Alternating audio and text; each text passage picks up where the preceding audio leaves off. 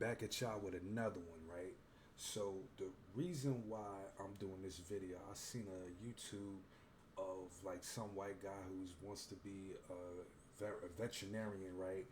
And clearly he loves dogs. Like white people be loving on them extra hard. Um, Not to say black people don't love dogs. Black people love dogs too, right? But he was acting like he had a fake outrage in response to a TikTok that this sister did, and she was kind of saying that, or directly saying that, white people walking their dogs out in public and bringing them into public spaces like restaurants and shit like that is a form of white supremacy. And I kind of was like, I threw on my thinking cap. I said, she might be on to something. So I said, you know what? Let me go on ahead and get into the history of dogs in America as it relates to our ancestors. So we're gonna get into that, and then once I'm done with my spill, you can leave your 2 cents in the comments after we go through this history. Is the sister right, or is this white guy correct in his fake outrage? You know what I'm saying? Who's correct? All right, so let's go to the American history of dogs, black people and white people, how this shit all come together. So before we even get to talk about the police dogs, we need to talk about what came before them. In the South, enslaved ancestors weren't just controlled by whips and chains; they were controlled by dogs, and these dogs were specifically bred, specifically trained, and specifically deployed to terrorize black people into submission. So now they take you way back in time to the early 1700s. Enslavers were importing and breeding a specific dog for this purpose, the Cuban bloodhound, known in Cuba as the Dogo Cubano. Historians at Oxford's journal Past and Present have documented how this breed was explicitly raised to enact violence against black people. These weren't guard dogs, they were hunting dogs. And what they were hunting was black people. Just to put that shit all the way the fuck out there. Alright, so legal scholar Michael Swistara has documented that the scars of dog bites were so common among freedom seeking enslaved people that bite marks became, and this is documented, physical badges of slavery. These scars appeared in actual reward advertisements. Enslavers described their wounds in print to identify people who had tried to escape. Now, think about that. A scar from being hunted by a dog was how you were identified as someone who dared to run. Now, let's move on up in time to the 1850s. So, by the 1850s, the federal government made it official.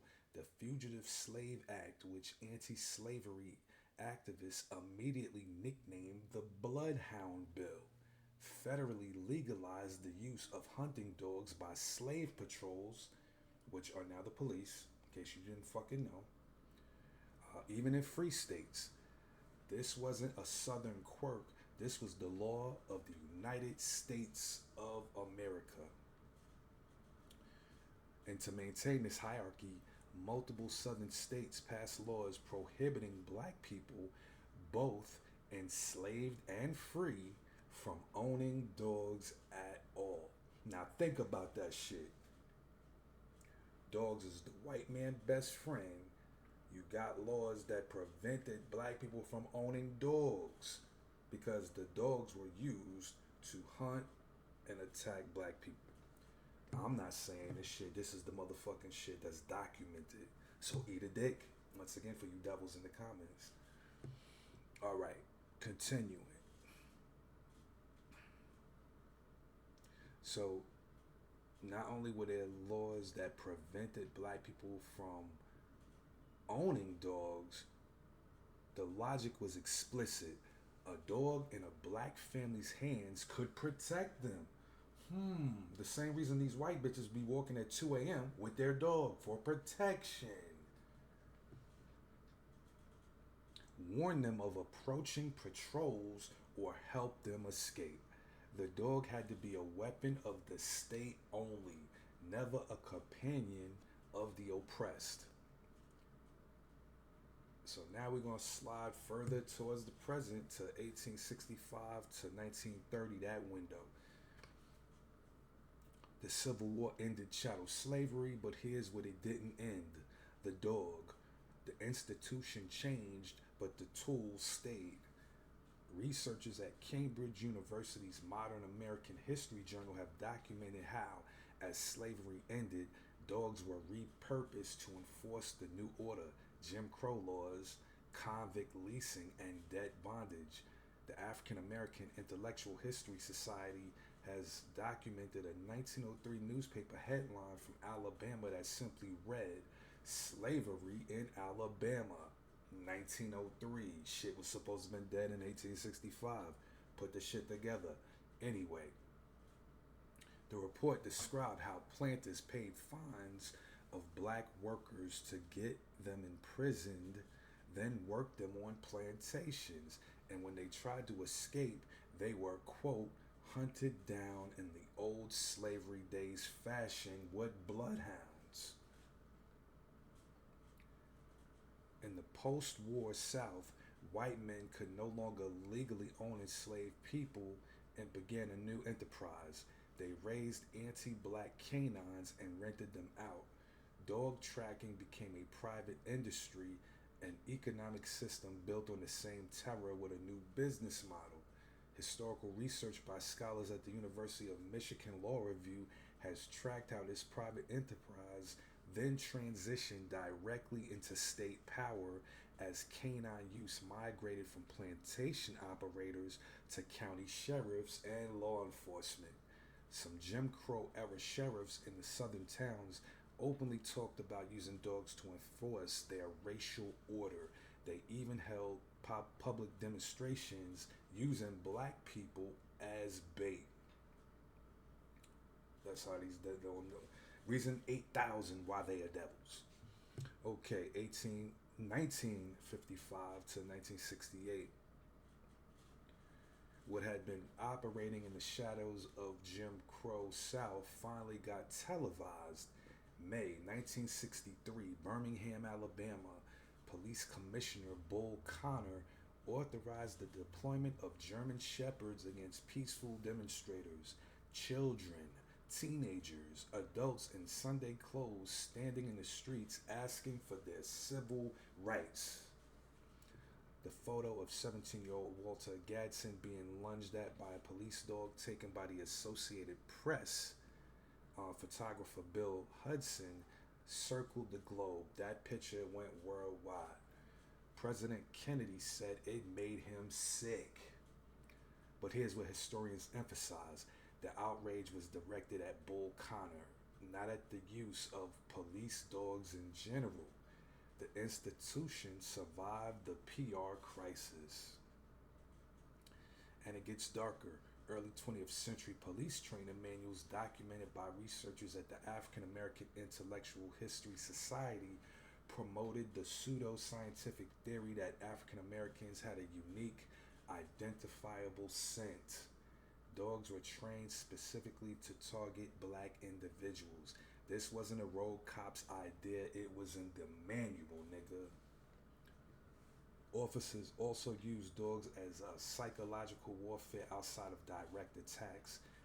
In at least one documented case, police placed dogs at the entrance of a courthouse specifically to discourage the black community from entering to show solidarity when a defendant or somebody they knew basically was on trial. No attack necessary. The threat alone was the weapon. So, we're going to move on further. So, here's what the paper trail catches up to our present. Departments reformed over time, police policies changed, dogs got rebranded as technology, search and rescue tools, drug detection assets, officer safety equipment, but the data tells a different story. The Los Angeles County Police Sheriff, I'm tripping. The Los Angeles County Sheriff's Department released internal data showing that in the first 6 months of 2013, 100% of canine bites were on black and Latino people, zero white victims. In Ferguson, after Michael Brown's killing, the Department of Justice conducted a review and found that police dogs were persistently deployed specifically against black suspects, including teenagers. In Broward County, Florida, an investigation found that 73% of people chased by canine units were black in a county where black people make up 30% of the population, and 84% of the people bitten were black. In Los Angeles in the early 1990s, and this is in the DOJ record, LAPD officers reportedly referred to black people as dog biscuits. That's not ancient history, nigga. This is a living memory for millions of people watching this video right now. That's your mom and them, nigga. Some of you people, yeah, that's probably your parents.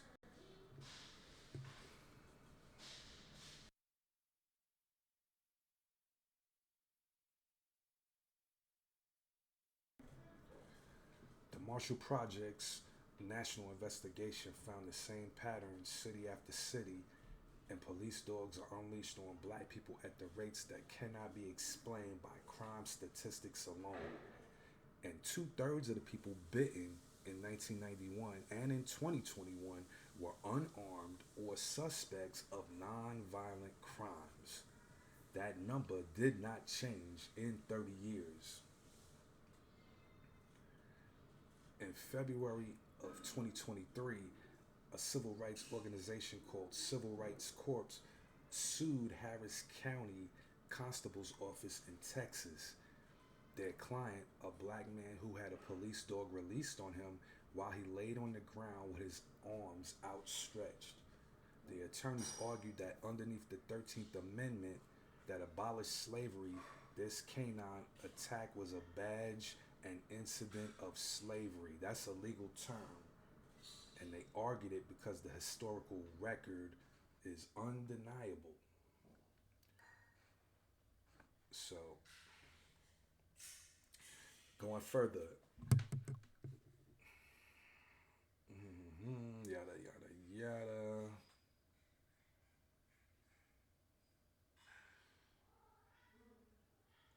So, in a nutshell, over 300 or 400 years later,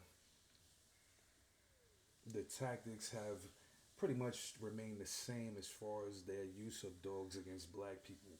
So, circling back to the origin, the beginning of the video, when the white lady, I mean, when the black lady says that white people walk in their dogs and bring them into these public places is kind of a white supremacist flex. I kind of sort of agree. But once again, in the comments, let me know what your thoughts are. Do you side with the sister or do you side with the white guy who think black people are just being overreacted or the sister is overreacted? And I'll holler at y'all next time.